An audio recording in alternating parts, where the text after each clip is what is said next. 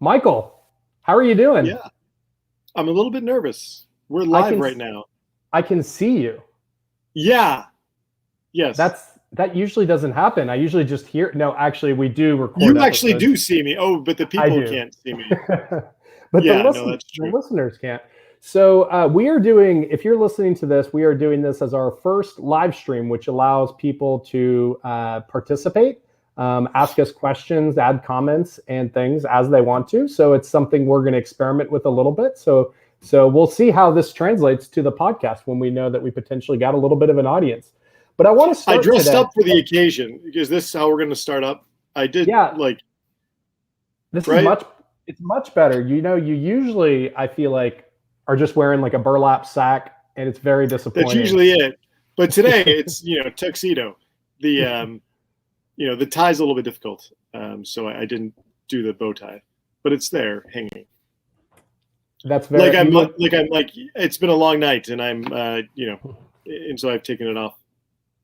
Yes, and we're ready now. We're ready to go. This is the best part of the night, right? Oh, absolutely. This is when the magic happens. Bow ties down. Let's go. I've been thinking a lot lately about our podcast and how it's my best form. I think I've said this a lot of times. My best form of professional development, right? We talk to guests who give us so much wisdom, teach us lessons, and then one of my goals is to enact some of those ideas in my classroom. And I was thinking that, before we always just move on to the next episode, and sometimes we have guests back on. But I was thinking about the episode we just recently had with Dr. LeGarrette King, where he talked about Black historical consciousness, and he gave principles for doing that. And because I know what our topic is tonight, I was thinking maybe we could review those, kind of like you would, like doing good professional development. Because one thing we know about good professional development is it's not a one-time thing. You got to come back to the ideas over and over. So I was thinking we could review those and then think about maybe like how they apply to like what we're going to talk about today. I think that's a grand idea, Dan. All right. Well, so let me actually see if I can share the picture of it. I don't know if I can. It's not going to let me right now. So we don't have to usually do that. Okay, so instead of sharing it, what I'll do is I'll just kind of walk through some of these. So let's review Dr. King's 6 principles that he came up with. And we know there's at least one more, maybe 2 more coming. Right, yeah, we did. That was very exciting. I can't wait to get the exclusive on number 8. So when you talk about Black history, he talked about the importance first of addressing power and oppression, right? And he said that Black history, that's part of it, right? That there is a lack of justice, and addressing freedom, equality, and equity of Black people throughout history. You really can't avoid that. I think we probably do that one a lot, don't you think, of all of them in schools? Yeah.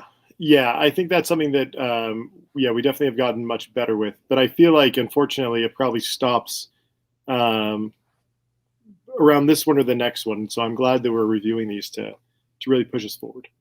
Well, and I do think sometimes we don't do a good job of talking about who's doing the oppression. I think I've talked about that on a lot of episodes. Well, let's go on to the second one. So Dr. King's second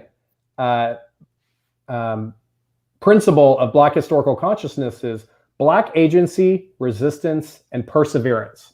How do we do on that one in schools? I feel like we're getting better. I feel like we are doing work trying to talk about resistance, trying to talk about people is agents or having some agency in situations. I feel like that's like a very much a developing one. But I do feel like, at least in the past few years, there's been a lot more resources that are talking about Black agency.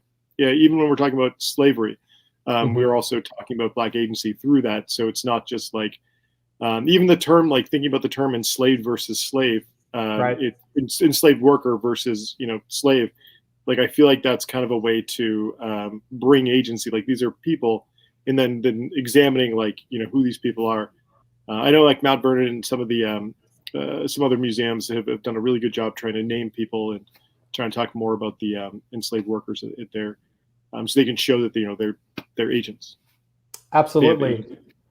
And so the third principle he talked about is Africa and the African diaspora, which really what he meant by that is that narratives of Black history should be contextualized within the larger African diaspora. So he said, for example, a course in Black history should begin with ancient African history and connect to various Black histories around the globe. How do we do on that one? I don't think that great.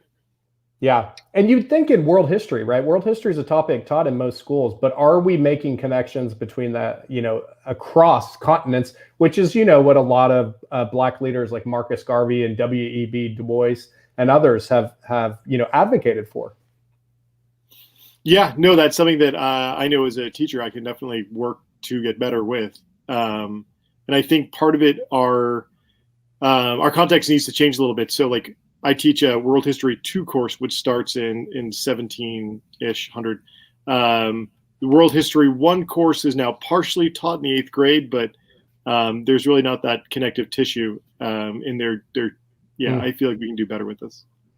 All right. So in these last 3, I think probably there's a real struggle on these. So we'll go through these a little quicker, but we want to be really conscious of them. So the 4th principle was Black joy, right? That Black lives and Black histories is not just about oppression. That's obviously a part of it, but there's times of happiness, togetherness, and the fight for freedom in both generations past and present that allow for joy to exist.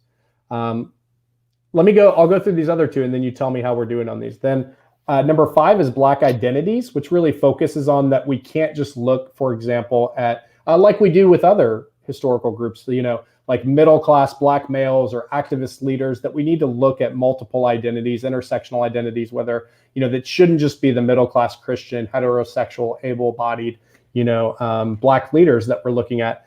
And then his last category was Black historical contention, recognizing that Black people have contentious history. It's not a monolithic group. There's not Black views on everything, that there's the Black community in the past and the present debates on things and has different views on how we should proceed and how they view life. How are we doing on those last 3?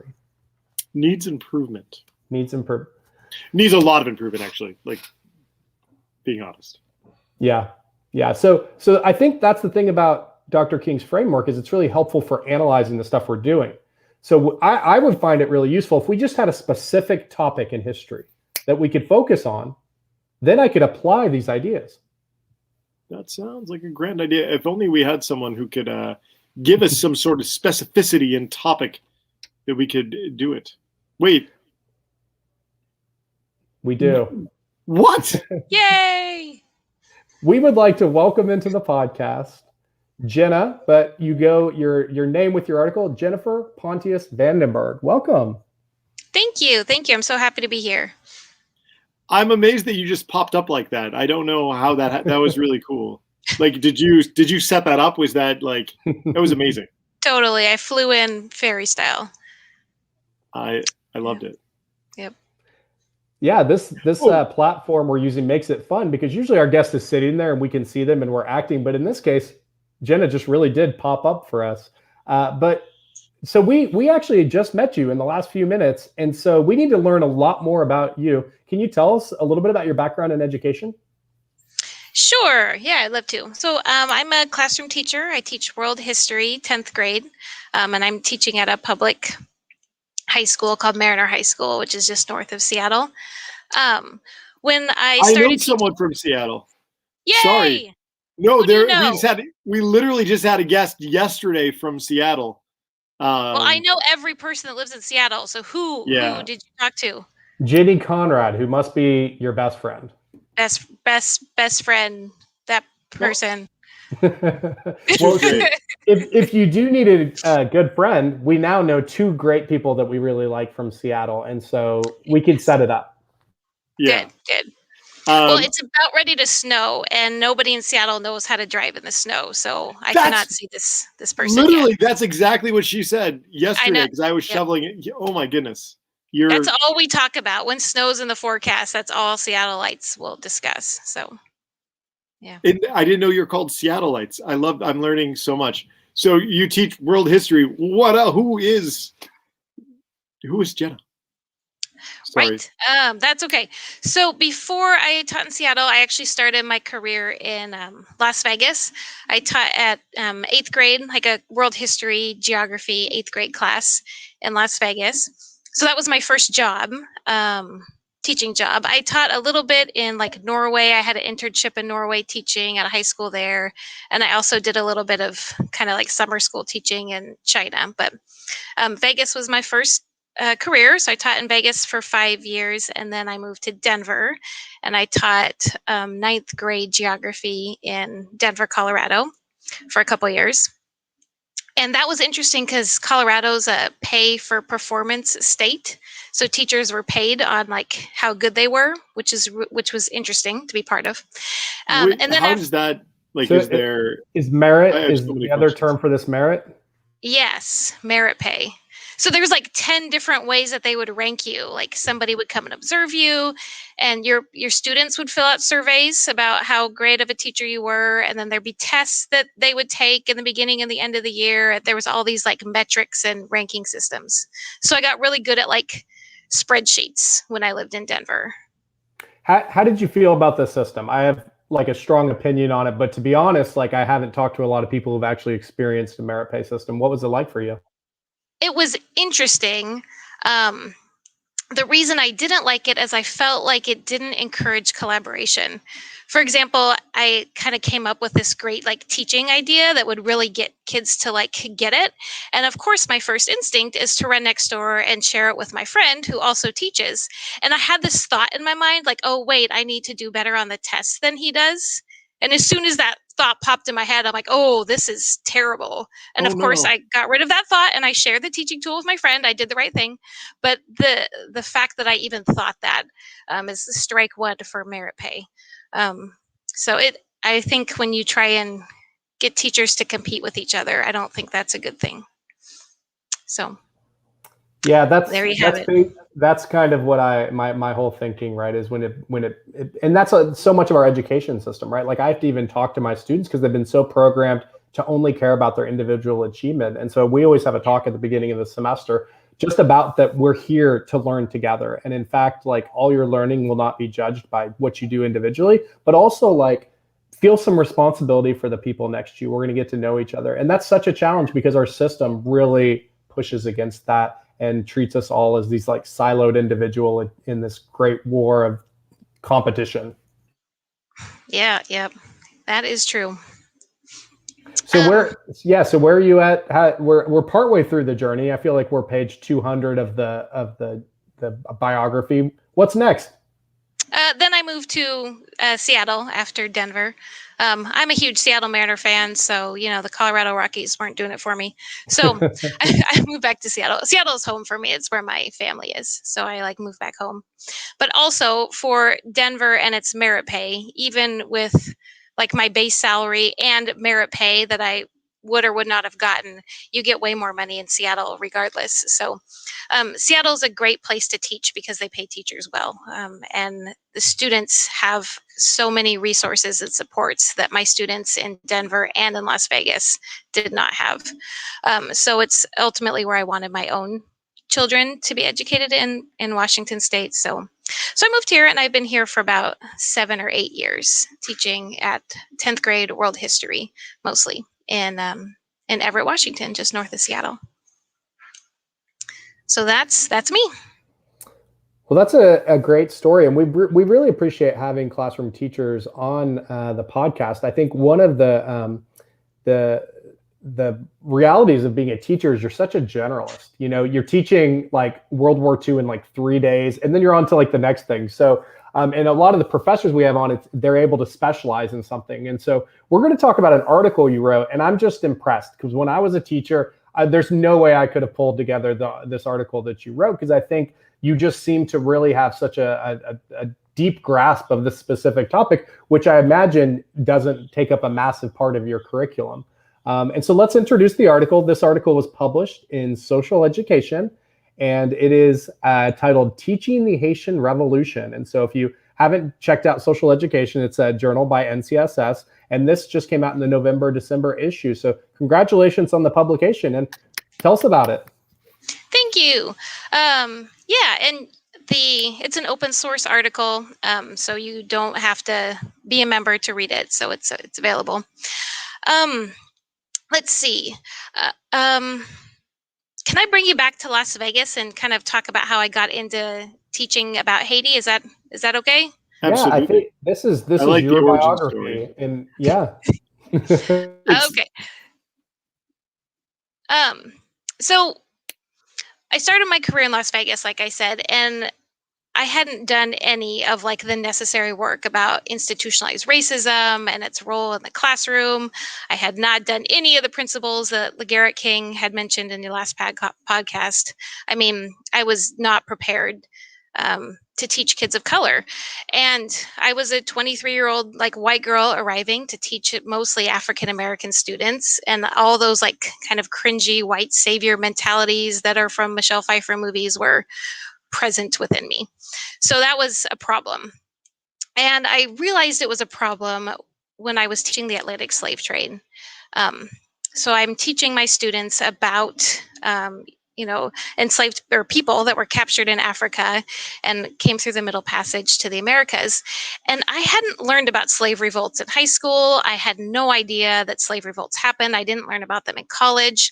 So I dove into teaching about the Atlantic slave trade armed with like all the knowledge that was in my students' textbook. So like a page, right? And it didn't go well, right? Like I taught horror after horror after horror of the Middle Passage, and it was all just like subjugation. That's all I taught. And I knew it was wrong kind of as I was doing it, right? Like I knew I was doing a bad job, but I didn't know how to fix it. So I had students telling me that they were not comfortable in these lessons. And when I would talk about the horrors of slavery, a lot of my students would say things like, I would never let anyone treat me or my family that way. I would die trying to, fight for myself and fight for my family. And my response to these students would be something like, oh, you don't understand how things were. Like I would think they were kind of naive. But in reality, it was me that was naive, and it was me that didn't understand things. Like I just didn't, the amount at which I did not know was staggering. Sorry, students. So every day after teaching, I'd go home and I would worry about it, and I knew that I was doing something wrong. So I started like Googling and reading about how other teachers did better than I did. And eventually my research brought me to the Haitian Revolution. And I learned that my students were right. Like people did fight back. People did fight for their family. It happened again and again and again and again. So this was really fascinating to me. So when I discovered the Haitian Revolution, I kind of dove right in. Like I pulled it up, I read Laurent Dubois' book, Avengers of the New World, and it was fascinating. Like every sentence of that book made me want to learn more. So I started looking for all these resources and ways to bring this into the classroom. So that's kind of how that started. So I've been teaching the Haitian Revolution for probably 10 or 15 years. So the article that I wrote was a culmination of 10 years of classroom work.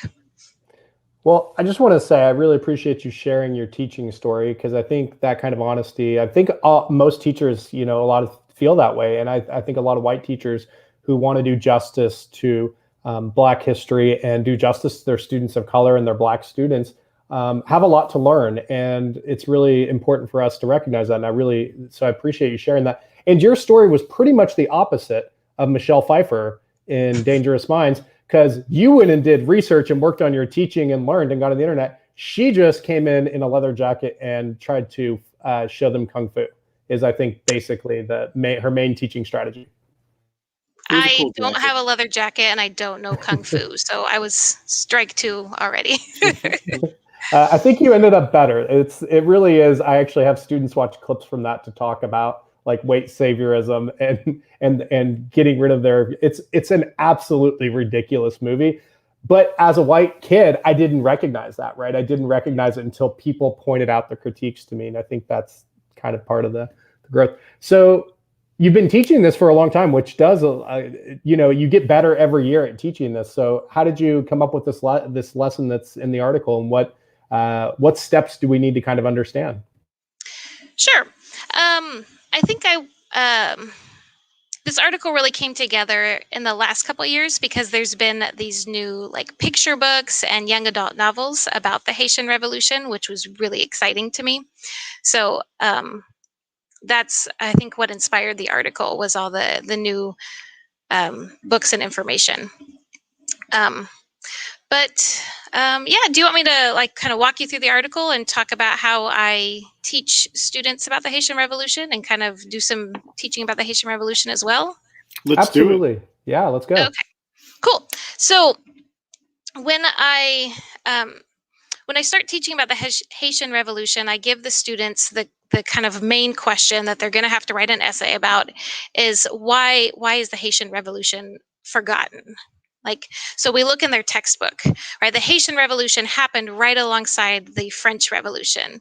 And their textbook has 4 chapters on the French Revolution. I mean, page after page after page. And their textbook has 2 paragraphs on the Haitian Revolution.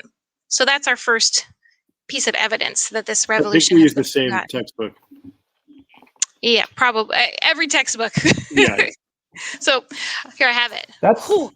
And that would be, we talk a lot about the C3 framework and writing compelling questions. And that's a powerful, compelling question because you really, not only are you getting into the history, but you're getting into the historiography and politics of school history and school textbooks, which I think really empowers students to be critical thinkers about knowledge. And so I love that question. I definitely am going to have to use that.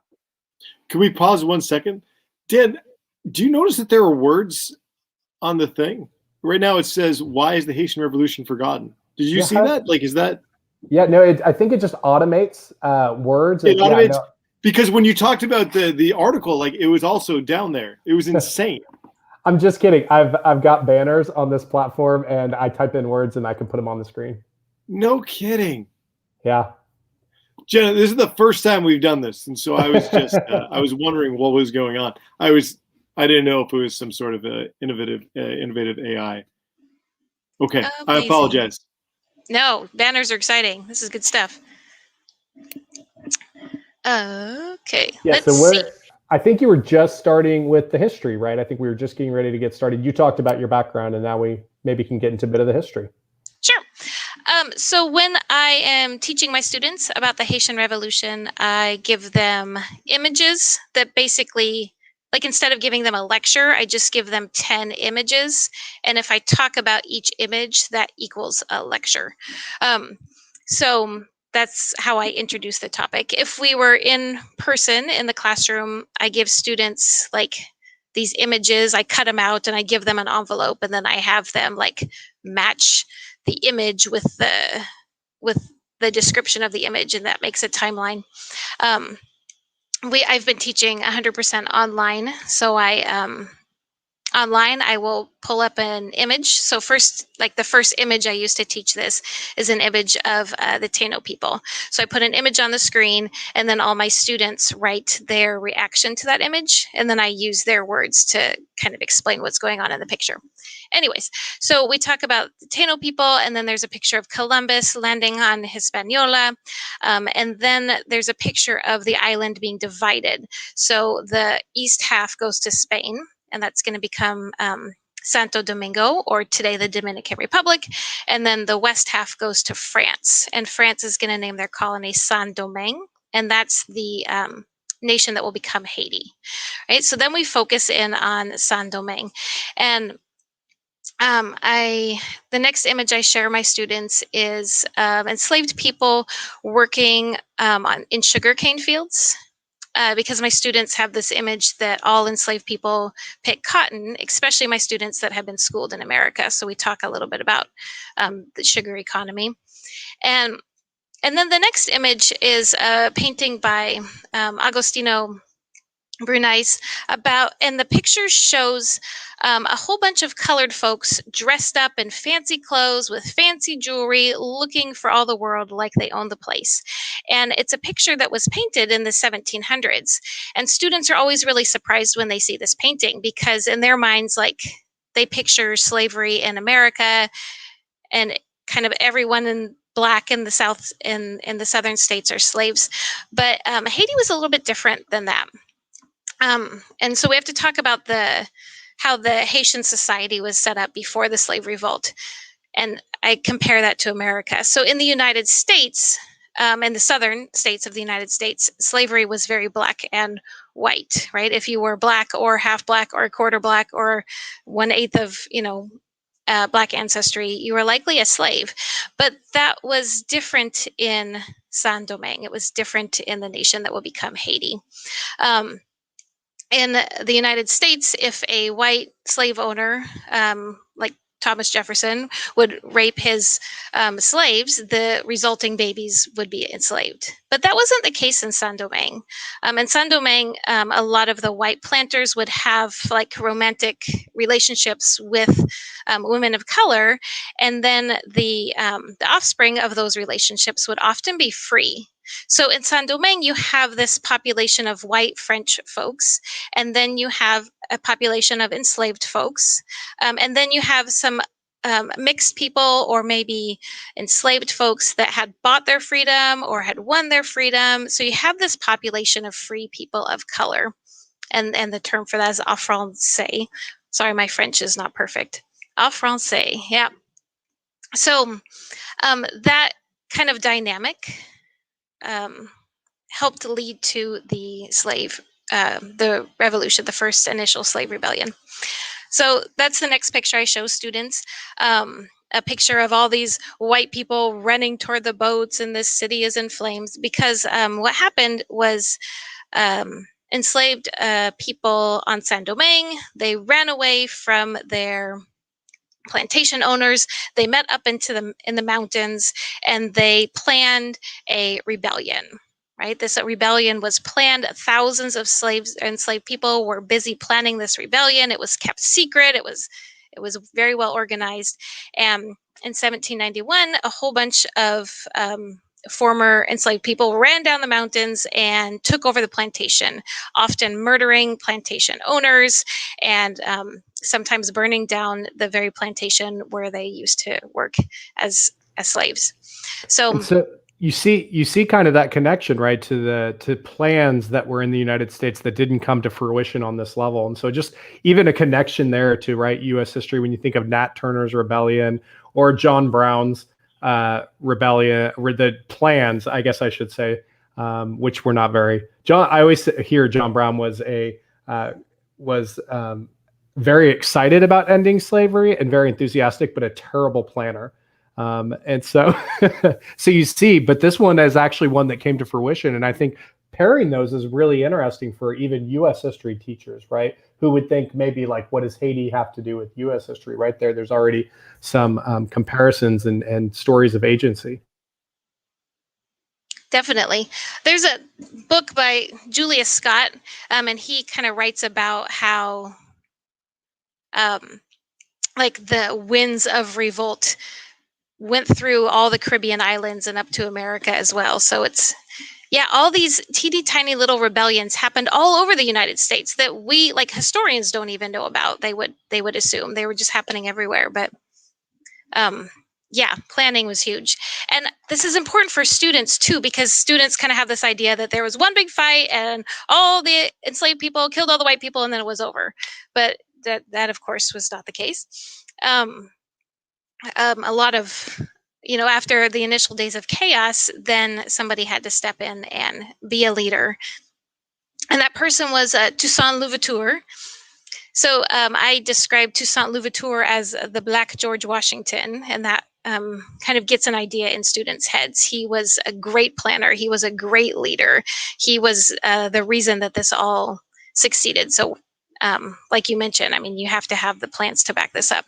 So Toussaint Louverture was, first of all, he was well educated and he was well read. Toussaint Louverture was born an enslaved person, but the master of his plantation taught Toussaint how to read and write. Of course, this would have been illegal in the United States.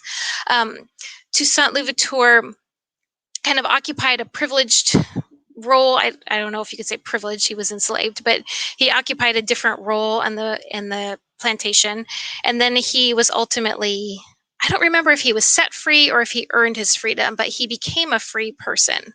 And again, this was also less likely to happen in America, right? The idea that an enslaved person would become free. It was harder in America.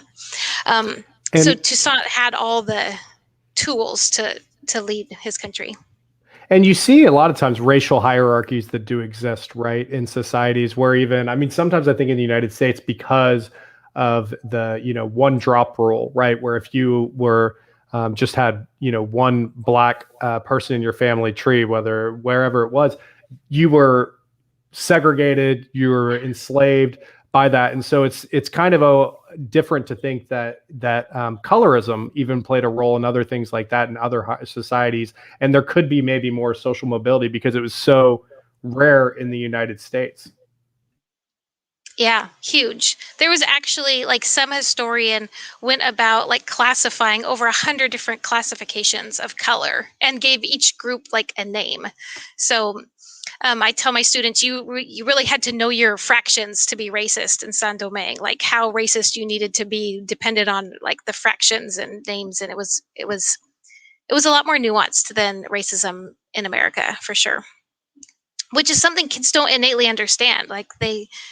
I feel like so many students think slavery in America, slavery all over the world, is how it was in America. So that has to be explicitly taught, which I didn't realize when I first started teaching that, but that's important.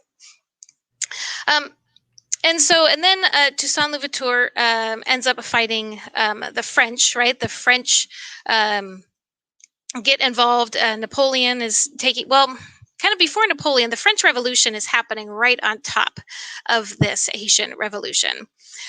So in France, there's people talking about liberty and equality and fraternity, and some of those French freedom fighters or revolutionaries or whatever you want to call them will come to Saint-Domingue bringing those revolutionary ideas with them. And so some folks in France, especially the ones in France, not in Saint-Domingue, wanted to end slavery and were kind of cheering on the slave revolt in Saint-Domingue. So there was definitely anti-slavery voices in France because this was happening during the French Revolution. So France kind of goes back and forth. France decides they're going to end slavery, and then the people in the colonies, the people in Saint-Domingue that have slaves don't like that, so they kind of are arguing back and forth. And then Napoleon Bonaparte comes to power, and he said, no, we're gonna go into Saint-Domingue guns blazing and possibly reinstate slavery. So that happens, right? So I'm kind of fast forwarding a little bit, but in Saint-Domingue, there's kind of this big tension between the former enslaved people. The people of Saint-Domingue are okay, should we go back to the sugar fields now and get paid? Should we kick all the white people off our island and own it just for ourselves? Should we divide up land equally, kind of like we would say communism today? What should we do? So they're kind of having this discussion, and Toussaint Louverture is saying we need to get back to the sugar fields. We need to make money. We need to prove that we're a good French colony. So that was his stance, and that was unpopular, right? A lot of former slaves who had fought for their freedom are now essentially being sent back to the sugar fields to do that very same work. So there was a lot of tension in Saint-Domingue after the initial rebellion. Okay, and then back in France, Napoleon decides that he's going to come and show everyone who's boss and recreate the slave trade, recreate the slavery system, and assert his power in Saint-Domingue. And he loses, right? The French army comes to Saint-Domingue, and the people of Saint-Domingue fight back, and they win. Toussaint Louverture is captured. He will die sad and alone in a French jail cell. So that's sad. That's a bad ending. Sorry. But Jean-Jacques Dessalines takes his place and leads his people to victory, beats the French, kicks out Napoleon, and Haiti becomes the second independent nation in the Western Hemisphere. Dan Snow actually just did a great podcast on Toussaint Louverture. I think it was a couple months ago. It was fantastic.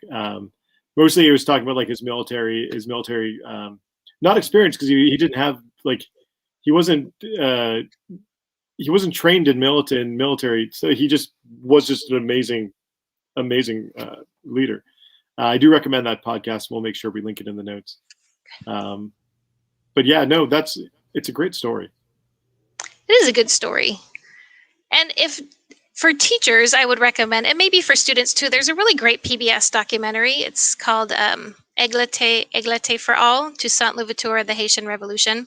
It's like an hour-long documentary, so probably a little too much to show in class.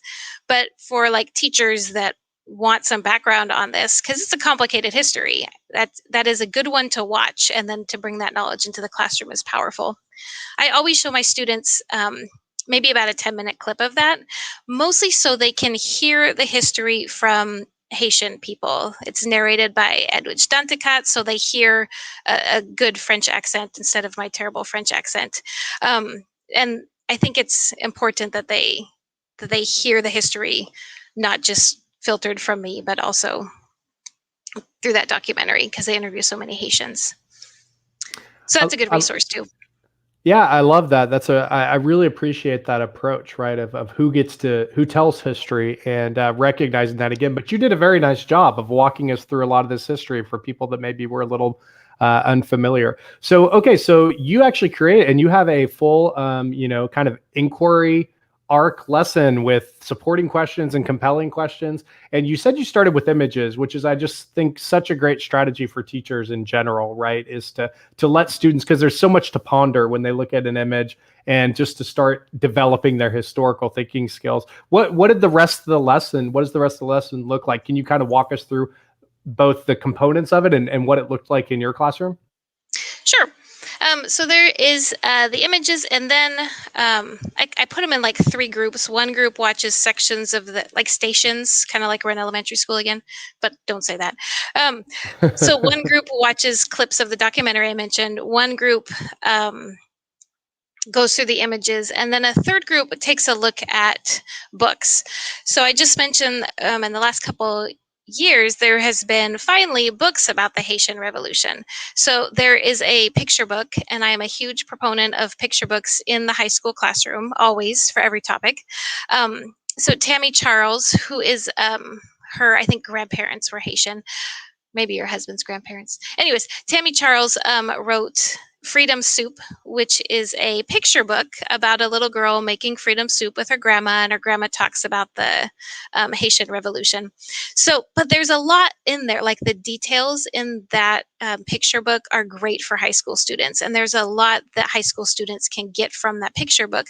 But also, like, it's a picture book I gave to my own kids. I have a first grader and a second grader, and I gave that book to their teachers because it's a good way for these stories to be introduced to the youngest readers. And like Eric King was talking about Black joy, Freedom Soup is full of joy and love. Like, it's the grandma and her granddaughter like baking in the kitchen, and they're dancing and they're singing and they're getting ready for a big party, and the whole book is just full of love, even though it's kind of about the Haitian Revolution. So well done, Tammy Charles. This is another really good one. Dear Haiti, Love Elaine is a young adult novel by Maika Moulait and her sister Maritza Moulait wrote this book together. And it's not about the Haitian Revolution. It's a contemporary YA novel about like a girl and her family and her love life. But there's a few pages on the Haitian Revolution. So I have my students read just those pages. And it's kind of the Haitian Revolution as explained by a snarky 17-year-old, and it's funny, right? So, so students read some of this book too, and then of course my other goal is I'll have students that, hey, can I borrow this book and read it? So of course that's my other goal as well. And then there's a little bit. This book just came out last year, Stamped. I'm sure you guys know it. All teachers love this book, right? Oh, there's your copy. We got copies all over the screen, people. So I'm sure all your podcast listeners have heard everyone and their brother talk about Stamped. The Haitian Revolution also shows up here. So I have my students look for some pieces in books.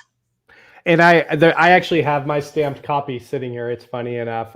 This is the remix by Jason Reynolds of Ibram X. Kendi's larger stamped history book. And the thing I really liked about it, and I think this is such an important lesson for social studies teachers, was about narrative, right?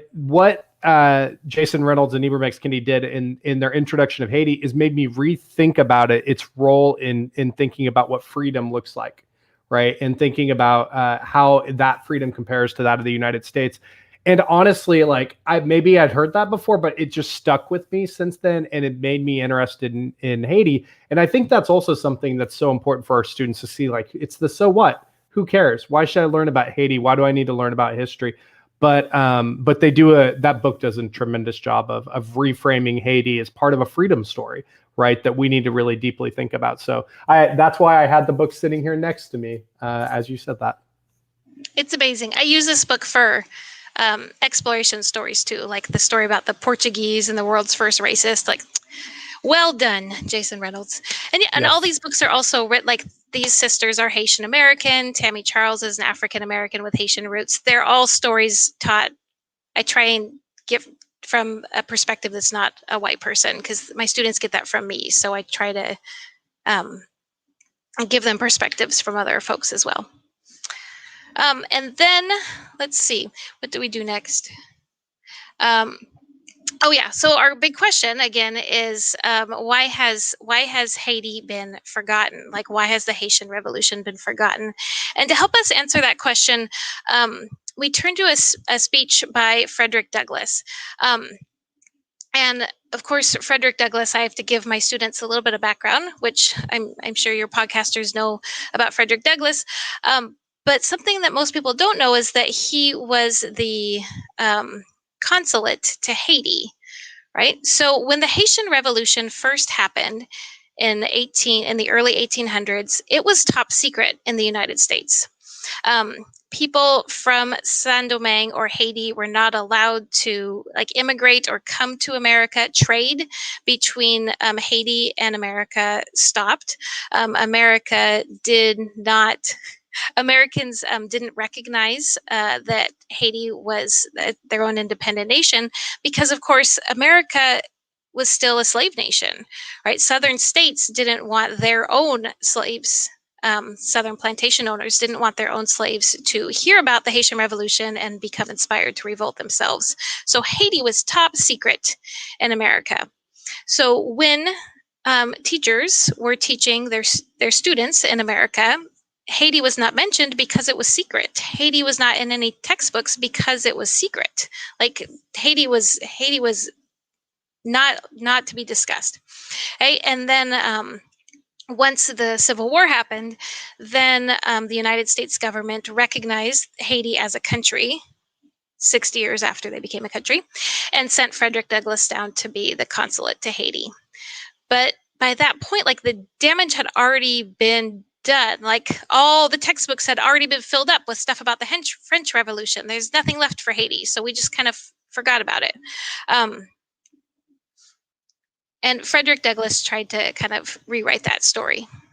And I'm sure that goes along with like lost cause narratives and things like that, right? But one of the things we really lose is we don't see Haiti as the important role it plays in the United States Civil War and debates about slavery. That's often left out too. And but I'm not surprised. Like, even if it hadn't been left out for those historical reasons, I just feel like it would have been whitewashed or sanitized otherwise in U.S. history textbooks over time. Well, and that's the thing. There's so many answers to this question. So some students say, whitewashing of history, that's why Haiti's been left out. And of course, you could write a compelling paper about that. And some students will say it's been forgotten because of, it wasn't recognized because of slavery. And you can write a compelling paragraph about that. So there's more than one answer to this question. Why has Haiti been forgotten? Which is what great inquiry is, right? I mean, I think that's the simplest way I put it. When somebody asks me, what do you mean by inquiry? I'm like, we're asking questions that don't have clear answers, right? That are debated and worthwhile, both to students and society. And so that seems like a great question for them to ask. So you have a lot of good sources in your kind of, you have like an inquiry design model blueprint filled out with all of your sources here. And you have all of those books, you have some of those speeches. And then, so how do students react to the lesson? And maybe there's more of the lesson you need to share with us, but how do they react and participate in this lesson? Do they get super fired up like I am about it because I'm a social studies teacher, or is it piquing their interest, or what have you noticed over time teaching this? I mean, of course, all over the board. I would love to say that every student is so fired up and they all love it. And that's always what I think in my head. But like realistically, of course, when a teacher is talking about the Haitian Revolution and your boyfriend is sitting 2 seats down from you and you're mad at him, like high school takes precedence, right? High school students are not always going to be interested in every topic. However, they do get interested in this, especially the part about it being kept from them. Like high school students hate the idea that this Haitian Revolution was secret for so long. And that fact usually jazzes them up more than anything. Like this was not in our textbook because it was kept secret, and that really makes them mad. So that usually piques their interest. But I mean, it's a good story. Students are usually interested in the Haitian Revolution. And there's a great connection to the Tulsa Race Massacre in that too. And for people that don't know that story, I mean, literally, like the newspaper articles that help to incite the Tulsa Race Massacre do not exist. No one knows where they are. They were literally cut out of the papers they're put in the historical files that the state held. And then textbooks didn't include it until really scholars started digging back into it in the 80s. And of course, families and community members in the Black community in North Tulsa oftentimes shared those stories. But yeah, those histories that are kept secret or literally hidden from people, of course you want to know, why is this being hidden? So you can always I think you can also sometimes use those types of questions to just pique kids' interest. Totally. Well, and then we talk about like, how do you think textbooks are going to cover the Black Lives Matter movement? How do you think Donald Trump would write about the Black Lives Matter movement? How do you think that Barack Obama would write about the Black Lives Matter movement? And that kids can easily answer those kind of questions, right? Like a lot of students will say, oh, Donald Trump would probably lie about the Black Lives Matter movement, or he wouldn't write about it. Or am I not allowed to talk about Donald Trump here? Sorry. Oh, no, you are very allowed to talk about Donald Trump. I just think you have to assume that he would tweet it, although he can't now. That's right. Done and done. But that will, like, when students think, like, they think that, like history, I feel like they don't see presidents as being fallible, but they see most of my students see Donald Trump as being fallible. But then sometimes you have to help them make that connection. Well, if this president was fallible, do you think this one could have been too? And okay. So that will get them, a lot of times that will get them thinking that bias that they see in their own lives today, that existed 200 years ago too, and it's affecting how you learn about things. And students usually understand that. So the inquiry arc, I think, is kind of fantastic and interesting and difficult. Are there like some ways that you had to adjust your activity based upon like student feedback, or trying to get more engagement? What are some ways that this has morphed in the past few years? Oh, it's morphed a lot.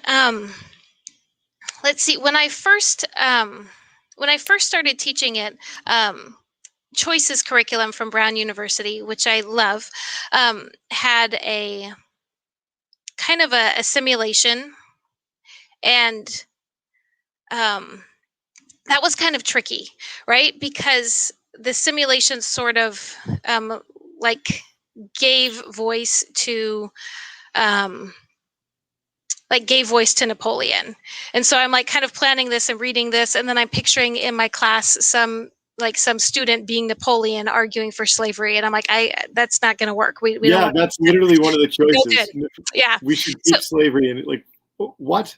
Yeah. Choices has redone that curriculum, by the way. Yeah. There's a new one out, but I think it's really, I mean, for such a long time, like simulations in the classroom have been such a big thing. And now I feel like we're rethinking that and not wanting to put students in the mindset of enslavers and folks like that. So that has morphed. I kind of tried to keep a debate, and I ended up totally scrapping that. I feel like parts of it were just too problematic, and I couldn't work my way around it. So we don't do a debate anymore. So I used to have like the the people of Saint-Domingue that want to cut ties with France, and then the people of Saint-Domingue that want to remain a French colony. And then on the other side, the people of France that want slavery, and then the people of France that want the colony but no slavery. So like I said, I don't do that anymore. I just couldn't make that work. I don't think it was appropriate. Like I said, I didn't want anyone arguing for slavery, even if it was a historically accurate debate. I don't think that's appropriate. So now what I have students do is the Frederick Douglass talk. Instead, they do a Socratic seminar, like Walter Parker style Socratic seminar, about Frederick Douglass's speech. And Frederick Douglass talks about like why America has forgotten Haiti. And he said it's because, and Frederick Douglass's words are, America has forgotten Haiti because Haiti is Black and we have not yet forgiven her for being Black, right? So he puts it out there like, it's racism, that's why, people. So now we have a Socratic seminar about that instead.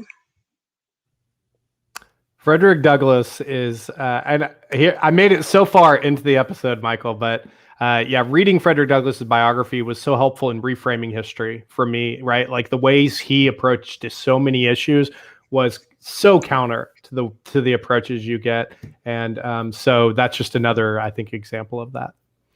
Well, this is a tremendous lesson. And I'm like kind of disappointed that I don't have a class to teach this lesson in. That's tomorrow. But I definitely want to teach us. Is there any advice you have for educators who are wanting to teach this lesson? You've already talked about some of the changes and things you made, but is there any advice you would give them?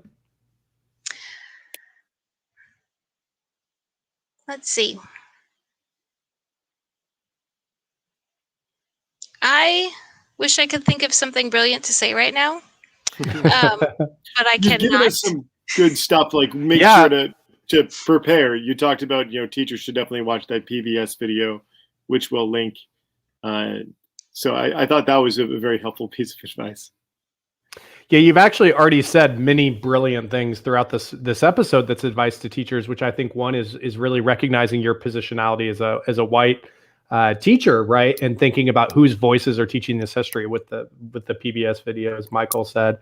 And so anyway, I feel like one of the biggest lessons you gave us is really that reflective aspect of who is this history for and how am I teaching it? And so, yeah, it's great, but it's a really well-formed lesson. So, I mean, we loved it when we looked through it together. We thought it was just tremendous. Thank you very much for writing it.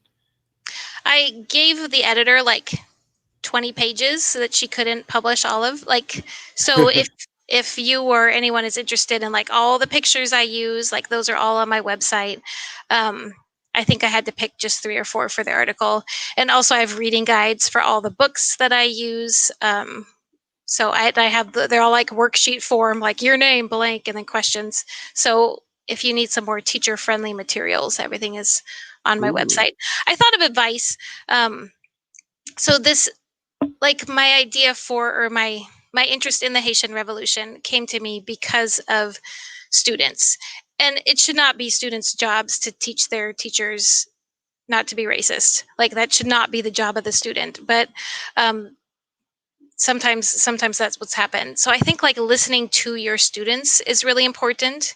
I have a thing on my syllabus where I am talking directly to my students and I say this out loud, and it says, students, if you feel that my teaching or my content or my actions are racist or homophobic, please know that I will hear you, I will listen to you, I will believe you, and I will make things better. So I kind of put that out there in hopes that if a student, I want them to feel comfortable saying, hey, I feel that this is racist because blah, blah, blah.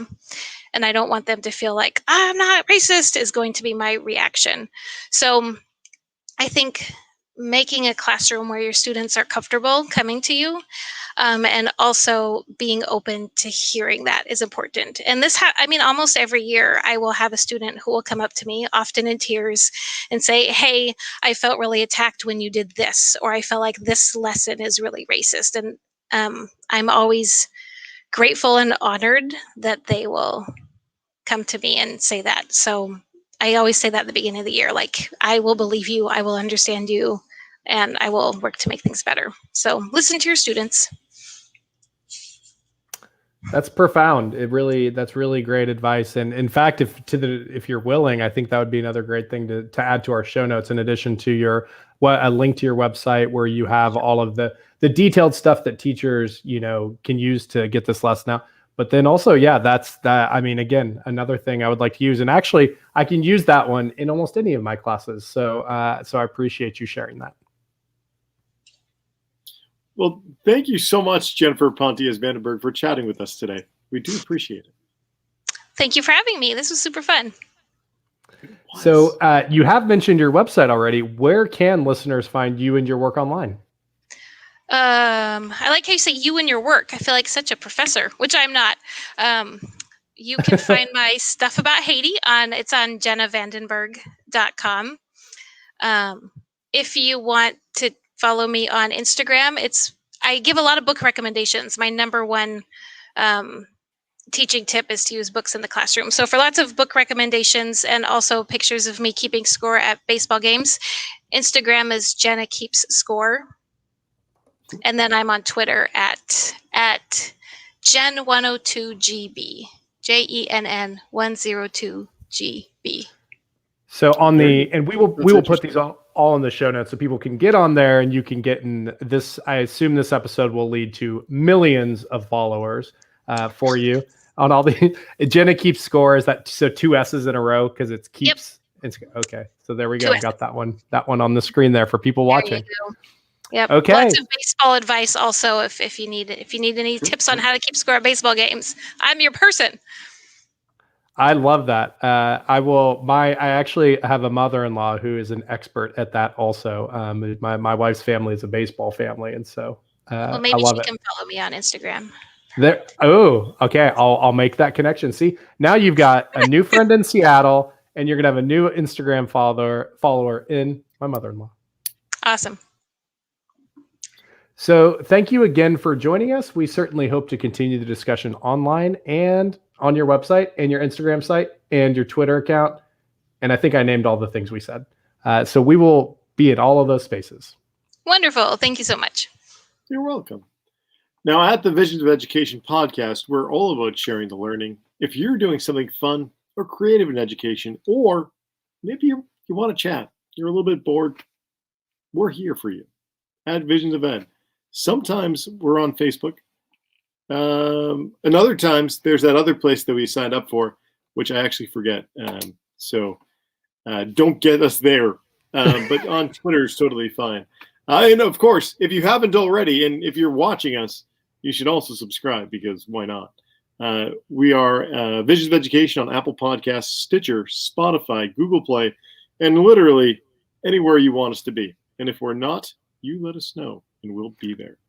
Yep, and you can subscribe at least for now to this YouTube page, which is just like at Dan Krutka, I think is how you find it. And we'll see how many more of these.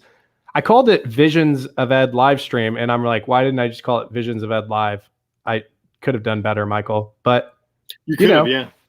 Hopefully people forgive me. And one way to show me forgiveness is by giving me and Michael and this podcast a 5-star review, which we will then read on the air.